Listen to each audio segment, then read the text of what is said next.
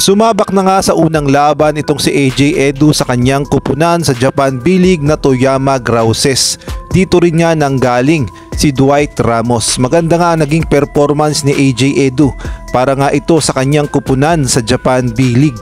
Hindi pa nga ito yung totoong laban sa Japan B-League dahil sumali lang ang kanyang kupunan sa Emperor's Cup, kaya naman parang tune-up game lang ito bago magsimula ang regular season ng Japan B-League. At makikita natin na talaga namang nakatulong ng malaki dito kay AJ Edu ang pagkakasali niya sa Gilas Pilipinas at ang experience niya sa FIBA World Cup. Lalo nga siyang lumakas sa depensa at opensa at talaga namang mamang-mama na maglaro itong si AJ Edu. Dito nga ay makikita natin na napakalakas ni AJ Edu pagdating sa ilalim, kaya naman malaking bagay talaga na napunta siya sa kanyang kupunan na Toyama Grouses.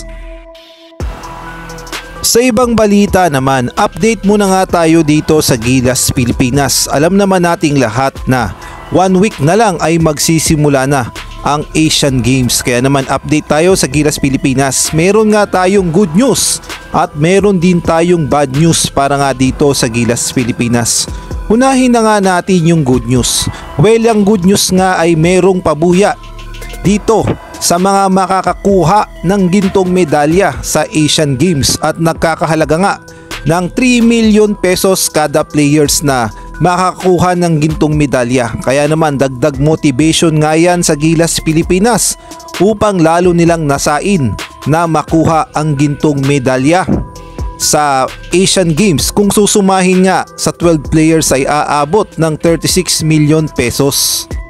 Ang sabi nga sa report ng Spin.ph, incentive for gold medalist is 2 million from the PSC and 1 million from POC. Ang bad news naman dito sa Gilas Pilipinas, mukhang ang ginigipit tayo ng mga organizers ng Asian Games sa China dahil yung mga Gilas players natin ay mukhang ayaw nga nilang bigyan ng clearance upang makapaglaro sa Asian Games. Malaking problema nga yan dito kay Coach Tim Cone dahil yung binuo niyang Final 12 ay mukhang hinaharang na sa China. Ayon kasi sa mga report ay mukhang hindi na binigyan ng clearance itong si Calvin Abueva at gayon na rin si Jason Perkins. Ang sabi nga sa report ng Spin.ph, Gilas risks losing Abueva, Perkins as Asian Games organizers deny requests.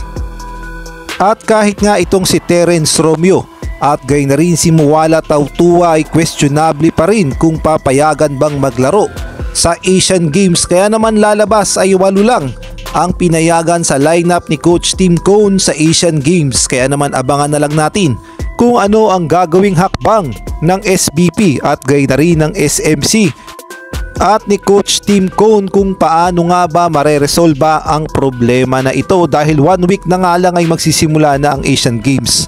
At kung kayo naman ang tatanungin kung sakaling ang hindi na pwede yung 4 na players, sa tingin nyo sino-sino ang pwedeng pumalit sa kanila? Maaari kayong mag-comment sa baba.